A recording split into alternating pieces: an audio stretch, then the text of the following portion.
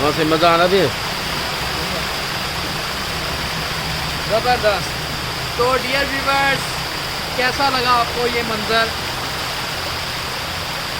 ہم یہاں سے گزر رہے تھے تو راستے میں یہ خوبصورت میں نے ایک سیٹ اپ دیکھا، خوبصورت سا ٹیوب ویل اور ایک آبشار بنی ہوئی ہے. یقیناً آپ کو بہت اچھی لگ رہی ہوگی. پانی بہت ٹھنڈا ہے.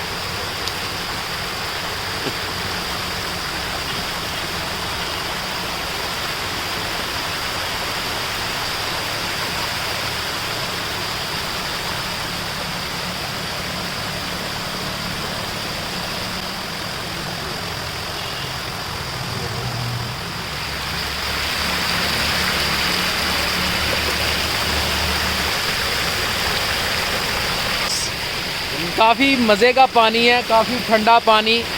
اس کو دیکھ کر جو ہے دل خوش ہو گیا. یقیناً آپ کو بھی یہ بہت اچھا لگا ہوگا. آج ہم ایک قبرستان میں آئے ہیں اور یہ تاریخی قبرستان ہے.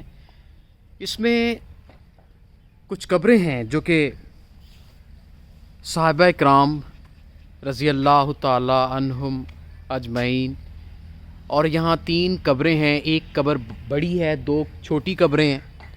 جو بڑی قبر ہے اس میں کہتے ہیں کہ 2 اصحاب کے جو جسد خاکی ہیں وہ مدفن ہیں. تو آپ کو زیارت کے لیے دکھاتے ہیں. تو اندر چلتے ہیں. یہ پہلے یہاں پہ چھت نہیں تھی، اب یہ چھت جو ہے وہ کنسٹرکٹ کی گئی ہے.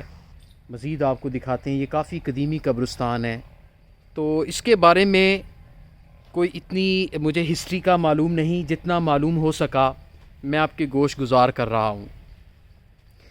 تو ڈیئر ویورز، کہا جاتا ہے کہ یہ جو صحابہ اکرام ہیں یہ نبی پاک کے دور کے صحابی ہیں، اور یہ یہاں قریب ایک ستلج دریا ہے جس کے کنارے یہ ان کی قبریں تھیں. وہاں ایک قبرستان تھا، لیکن کسی اللہ پاک کے برگزیدہ بزرگ کی خواب میں آیا کہ وہاں قبریں محفوظ نہیں ہیں، چونکہ دریا کا جو پانی کا بہاؤ ہے وہ تیز ہے، سو ہمیں یہاں سے منتقل کیا جائے.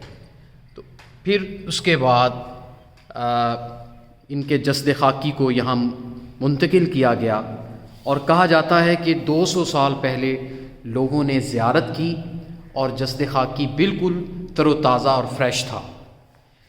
تو بالکل یقیناً جو اللہ پاک کے برگزیدہ بندے ہیں، چونکہ یہ صحابی ہیں، ان کا مقام بہت اونچا ہے. تو ہمارا یہ ایمان ہے، ہمارا یہ یقین ہے کہ وہ قبر میں بھی تر و تازہ رہتے ہیں، بلکہ قبریں جو ہیں وہ تاحد نگاہ وسیع ہو جاتی ہیں اور جنت سے ان کا رابطہ جڑ جاتا ہے. تو ہمارا یہ ایمان ہے. آپ یہ قبر دیکھ رہے ہیں، یہ ایک صحابی کی قبر ہے. یہ ایک بڑی قبر ہے. کہتے ہیں کہ یہاں 2 اصحاب کو ایک ہی قبر میں مدفن کیا گیا. اس کے علاوہ یہ تیسری قبر، لیکن ان کے نام کا ابھی معلوم نہ ہو سکا، چونکہ جو ہسٹری ہے، جو تاریخ ہے وہ مسخ ہو جاتی ہے. باہر کیف ہمارے لیے ان کا احترام کرنا فرض ہے. تو ڈیئر ویورز، یقیناً آپ کے روحانی تسکین کے لیے اتنا کچھ کافی ہوگا کہ ان کی قبروں کی آپ کو زیارت کروا دی گئی ہے. یاد دیکھیے. تو یہاں ہم فاتح خوانی کریں گے اور دعا کریں گے. تو ڈیئر ویورز، ہمیں بھی یہ ان قبروں کی زیارت کرنی چاہیے، ہمیں آنا چاہیے، اور دعائے مغفرت کے لیے بھی آنا چاہیے، فاتح کے لیے بھی آنا چاہیے. یہاں پر لوگ جوک در جوک آتے ہیں اور دعا کے لیے یہاں پر آتے ہیں. یہاں پر محافل بھی قائم کی جاتی ہیں. قصہ مشہور ہے جی جی. کہ وہ مولانا عنایت اللہ صاحب سے آج سے وہ 300 سال پہلے کی بات ہے. ہاں جی، وہ مولانا عنایت اللہ صاحب، جی ان کا مدرسہ بھی ہے یہاں جی ماشاء اللہ. قریب میں. تو وہ اس 300 سال پہلے کی بات ہے. اچھا، 300 سال. ان کو خواب میں آئے یہی بزرگ، یہ تینوں صحابہ کرام اور وہ سید صاحب المعروف سندھی پیر. اچھا ماشاء اللہ. کہ ہم یہاں مدفون ہیں اس میں دریائے ستلج میں. جی جی. ہمیں یہاں سے نکال کر کے محفوظ جگہ پر دفن کر دو. ٹھیک ہے. تو 3 دن تک یہی ماجرا چلتا رہا. وہ دن کو جاتے، اچھا. پھر آخر تنگ آئے تو جگہ نہیں معلوم ہو رہی تھی. ٹھیک ہے. پھر اشارہ کیا گیا کہ کل کو آؤ گے تو یہاں نشان ہوگا. اچھا, وہ ایک لکیر لگی ہوئی تھی, نشان بھی لگا ہوا. نگاہ. ہاں جی جی. پھر کھدائی کی گئی, بہت سارے لوگ تھے علاقہ کے. یہ 300 سال پہلے کی بات. اچھا سوری, میں نے 200 سال کہا لیکن 300 سال پہلے. 300 ٹھیک ہے ٹھیک ہے. تو پھر یہاں لا کر ان کو اچھا, لوگوں نے زیارت بھی کی؟ بہت سارے لوگوں نے اس وقت یہ ایسے ہی ان کا جسم مبارک ایسے ہی بڑا ہوا تھا. ایسے ہی تھا. کیسے ان کا جسد خاکی کیسا ہاں تھا؟ جی, ان کے جسد تر و خاکی تازہ، بالکل فریش. تر و تازہ سلامت تھے. تابوت تھے, لوگوں نے بڑا زیارت کی. تابوت کو کھولا کھولا گیا, گیا. دیکھا گیا. پھر یہ ان کو دفن کر دیا گیا. ماشاءاللہ. لیکن ان کے نام آج تک معلوم نہیں ہو سکے. ٹھیک ہے, چونکہ تاریخ بہت پیچھے کی ہے, بہت پیچھے, ہسٹری بہت لمبی ہے. ہاں جی جی. وہ مدرسہ آج تک بھی وہ موجود ہے. اچھا, ان کے پچھلے وہ رسابی ہیں, وہی اسی طرح چل رہا ہے. سیدھا بندے یہاں پر نہایت قابل احترام بزرگ یہاں پر تشریف فرما تھے. انہوں نے ہمارے نالج میں اضافہ کیا. تو ہمیں یقیناً اس طرح کی جو ہستیاں ہیں ان کی تربت پہ آنا چاہیے, کیونکہ ان کے صدقے ہماری بھی بخشش ہوتی ہے. اللہ پاک ہمارا حامی و ناصر ہو. یہ آپ دیکھ رہے ہیں ماشاءاللہ کافی قدیمی قبرستان, یہاں کچھ کنسٹرکشنز بھی ہو رہی ہیں. یہ علاقہ فتح پور کا علاقہ ہے, ضلع وہاڑی اور تحصیل میلسی. فتح پور ایک چھوٹا سا قصبہ ہے, یہ وہاں پر مدفن ہیں, یہاں پر قبریں بنی ہوئی ہیں. ہم اس قبرستان سے اب باہر جا رہے ہیں واپسی پہ, چونکہ میں کہروڑ پکا سے نکل آیا ہوں. میرا جو سفر ہے واپسی کا فیصل آباد کی طرف وہ شروع ہو گیا ہے.